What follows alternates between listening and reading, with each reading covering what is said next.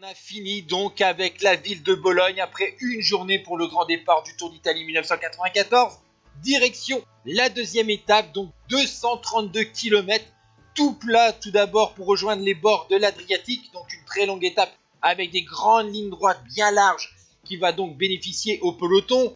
Et ensuite on va arriver dans un final avec les 30 derniers kilomètres avec 3 bosses à gravir, à Giugliano, Ofagna et bien sûr la bosse finale à Osimo, puisque cette ville dans la province d'Ancône se trouve sur une colline.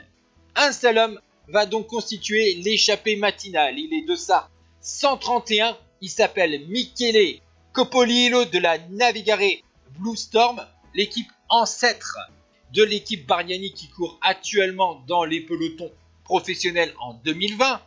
Donc ce coureur italien a fini en cette année 1994 deuxième de la semaine internationale Coppi Bartali.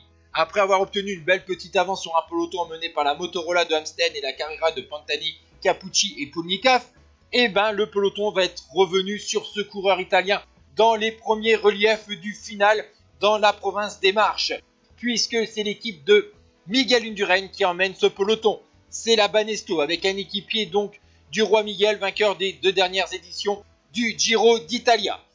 Copolillo va être avalé dans cette première ascension. Et donc la deuxième ascension, on va avoir toujours un peloton à mener à vive allure. Il va y avoir une sélection au sein de ce peloton avec les coureurs les moins à l'aise dans les difficultés.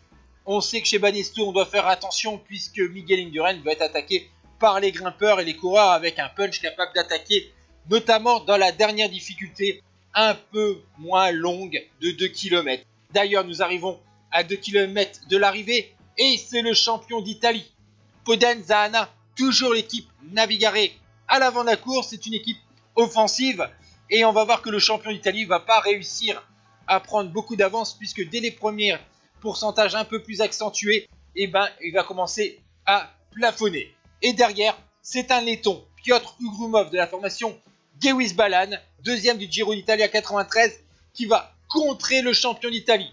Le coureur de la formation de Moreno Argentine et d'Evgeny Berzin va réussir à avoir quelques mètres d'avance alors qu'on va attaquer le dernier kilomètre au sein de la ville d'Osimo. Derrière, plusieurs équipes organisent la poursuite derrière Ugrumov, puisqu'il a quand même fini deuxième à Giro d'Italia, donc il est quand même dangereux, on ne va pas lui laisser trop d'avance. C'est tout d'abord le jeune Davide Rebellin, 23 ans, 5e de l'Amstel de la formation GBMG, qui tente de revenir sur le laiton. Il revient sur ses passages à plus de 10%, alors qu'on va voir le dernier virage à droite avant de rentrer dans l'ancienne ville d'Osimo avec cette fameuse arcade. Et là, c'est des passages pavés. Et là, surprise, Ugrumov réussit encore à accélérer. Il lâche Rebellin, mais c'est surtout un contre d'un de ses équipiers. Moreno Argentine, 3e du Giro d'Italia 84. 10 succès d'étape sur la course au maillot rose. Champion du monde 86. Excellent puncher, puisqu'on va lire son palmarès sur les classiques. 4 fois vainqueur de Liège-Bastogne-Liège. 3 flèches wallonnes, dont la flèche wallonne 94. Une fois le Ronde van Vlaanderen. Une fois le Tour de Lombardie. Derrière, Ferrigato tente de revenir sur Moreno Argentine. Mais c'est fini. Le champion italien, le leader de la Gewis Balan, va s'imposer après 232 km et 6h13 minutes de course.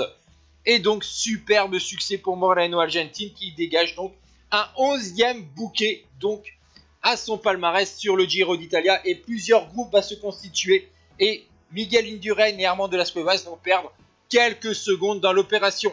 Le classement de cette étape, Argentine, Ferrigato, Rebellin, Casagrande, Pascal Richard. Et vous voyez le ralenti de la victoire de Moreno Argentine puisqu'il prend également le maillot rose des épaules de Armand de las Cuevas grâce à sa victoire d'étape et au second prix dans les différents groupes. Il devance Berzin, son équipier, de 9 secondes et de las Cuevas de 10 secondes.